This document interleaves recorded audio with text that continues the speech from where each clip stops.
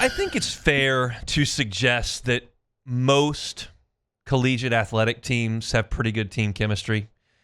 You're talking about young people who chose to be where they are. They weren't drafted there. There aren't a lot of contract disputes, despite what we see here at the top level of collegiate athletics. Most teams aren't really concerned with NIL. If you look at the Boston University soccer team, or you look at the lacrosse team at Notre Dame, or the swimming and diving club out at Stanford, like, you're not talking about folks that are ticked off because of playing time or lack of NIL funds. Most college athletes are having the times in their lives. I get that. But there are times where teams get sideways. If you're just talking about here in Baton Rouge, like the 2020 LSU football team in the midst of COVID and all that kind of stuff kind of broke down. 2 years ago, we saw publicly on social media when the defensive staff was let go, specifically the defensive coordinator, there were some players that were pretty vocal about that. And I would suggest that last year, LSU wasn't a disaster in terms of team chemistry by baseball stretch, by any stretch. They were not a disaster. But there were some dissenting opinions with LSU baseball last year. And it was important to Jay Johnson to clean some of that up. And you've heard him in post-game press conferences talk about character and talk about the group that they have. And it's really, really, really important. Now, this team's won a lot, and winning, generally speaking, puts people in a really good mood. But I want to bring you back to 2 years ago and to that national championship team. And I want to retell you some stories that you certainly remember, but it's important in driving home a point that I'm going to bring up with yesterday's LSU media session.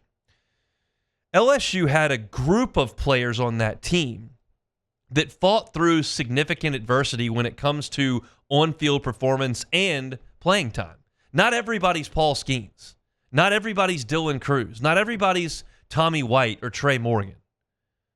Those guys played great the whole year. And they're stars. That's what they do. But there were other guys on that team, like Riley Cooper, who was a weekend starter on opening weekend, was a weekend starter when they went to Round Rock in week 3 and lost that job, and then wasn't pitching well out of the bullpen. He got demoted pretty significantly. Was there anybody else besides Skeens you wanted on the mound besides that guy in Omaha? He was nails. Battled through it. Thatcher Hurd, brought in to kind of be a weekend starter. Got a chance to be a weekend starter. Didn't go great. Demoted. Went to the bullpen. Didn't get a lot of outs. It wasn't awesome. They called on him in extra innings against the number 1 team in the nation, Wake Forest, and he threw up zeros. They called on him in the national final to start game 3. He was a star. Gavin Dugas did not start on opening day. Didn't start on opening day. Then LSU put Trey Morgan out in the outfield. Dugas had to come into the infield. But he was a guy that led the SEC in RBI 2 years prior, got hurt, had eye issues, couldn't see. He wasn't going to play. He couldn't practice in the fall. And Jay Johnson hadn't seen enough of him in a year and a half on campus to be like, yeah, that's going to be a dude. Well, he ended up being a dude. Cade Beloso came back to be a cheerleader on that team.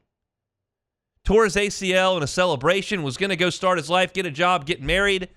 Jay Johnson said, hey, why don't you come play? Come play one. And he didn't even think he was going to play. I've talked to Cade about this. He thought he was just going to be a pinch hitter in mop-up duty and a hype guy. Maybe the second biggest home run of the year. It was the second biggest home run of the year. Extra innings against Florida to win the game. Right behind Tommy White's walk-off against Wake. Alex Milazzo, they recruited 3 freshmen to come in and take his job. Brady Neal, Jared Jones, Ethan Fry, all high school catchers. Hayden Stravinsky still on the team. He didn't care. Just played when they asked him to. And they got to Omaha, and he was awesome.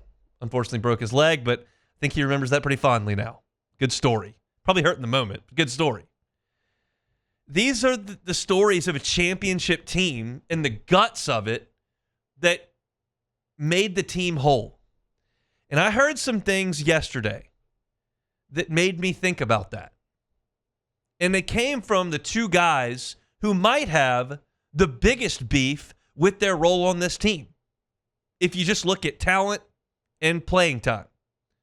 The first guy is Jake Brown. Jake Brown doesn't start when LSU faces a left-handed pitcher. He hasn't for 2 months. Josh Pearson starts. Josh Pearson's professional baseball future is limited. Jake Brown's is not. But Josh Pearson starts against left-handed pitching. And Jake Brown could pout about that. Instead, Jake Brown said this in the media session yesterday about Josh Pearson and his last at-bat on Monday. Well, I'm glad that he hit for me. I think if he didn't get put in that spot, I would have walked up to Coach Johnson. I was like, hey, he has to hit. Hey, this is his last game at the box. And seeing the fans, seeing him get that standing ovation, something really special. I don't know if I've ever seen someone have a 3-pitch strikeout and then get cheered for. But happy for him. I mean, that's a testament. That dude bleeds purple and gold. He's been here for 4 years. He's a true leader, a true teammate, and one of the best guys that I know. That's the guy who's taking his playing time. And that's what Jake has to say. And I know that most of you haven't spent a lot of time around Jake. I haven't spent a lot of time around Jake, but he does come to interviews a good bit because he's a great interview and he's had some huge moments. And the guy's authentic, and the guy truly means that. That meant a lot to him to see Josh Pearson get in there and hit.